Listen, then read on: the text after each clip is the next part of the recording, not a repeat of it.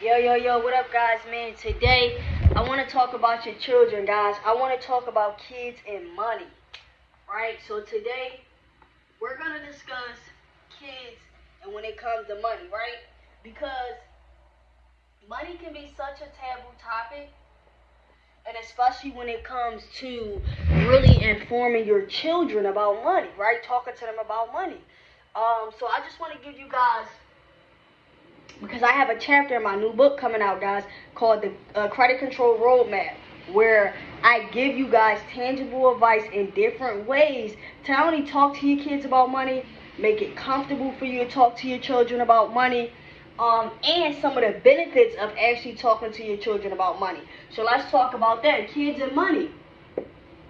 One of the main benefits, guys, of really not being afraid to discuss money with your children is that they learn the language. Is that they learn the language of money, right? So when your children hear you talking about credit, when your children hear you talking about bills, when your children hear you talking about loans, they're not completely green on what that is. And guess what? A lot of you guys have middle schoolers, a lot of you guys have high schoolers, and when they go to college, a lot of times the first loan that they ever get in their name is a student loan. So you want to make your kids aware, but you also want them to be familiar and know the language, which is going to bring me to my second point. The younger you start to teach your children, the better, right? The younger the better. And here's why. You got to think about it. A lot of times you got parents, right? Get your kid a piggy bank at about 2-3 years old. When you get your child your first piggy bank, the younger the better. So when they get that piggy bank at like 2-3 years old, that's when you can start discussing money. So let's just say every week your kid gets $5, for allowance.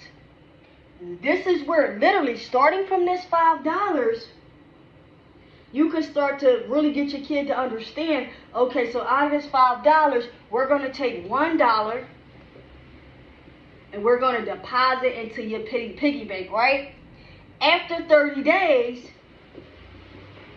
with your savings, right? Another finance term, with your savings, you can make a purchase of your choice if you're able to take $1 out of each of your $5 allowance and put it into your piggy bank, right?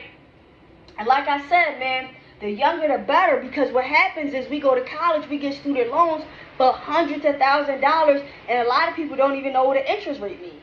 A lot of people don't really know the difference between private loans and federal loans and state loans and different things like that. But essentially, when you don't have the finances to get your education, then you just kind of take out the loan. So guess what?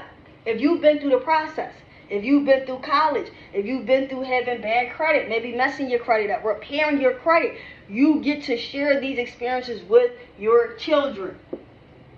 Share with your children, right? And the reason I'm going to say share with your children is because a lot of times, guys, just because a child doesn't quite understand all the parameters of money and how things work and paying bills and responsibility, a lot of times kids can feel that energy.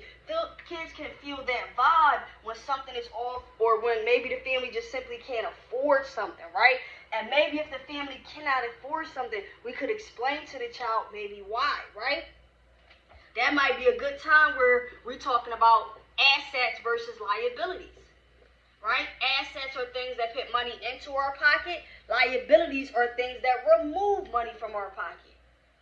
Very simply put, assets versus liability. So now guess what? Little Johnny asked you for that toy last week, and maybe you wasn't able to get it, but you was able to explain to him why you were not able to get it. Or maybe something had to go, maybe some type of those funds had to be invested, right? So share with your children. Do not make the money a topic taboo anymore, because they're going to learn about it.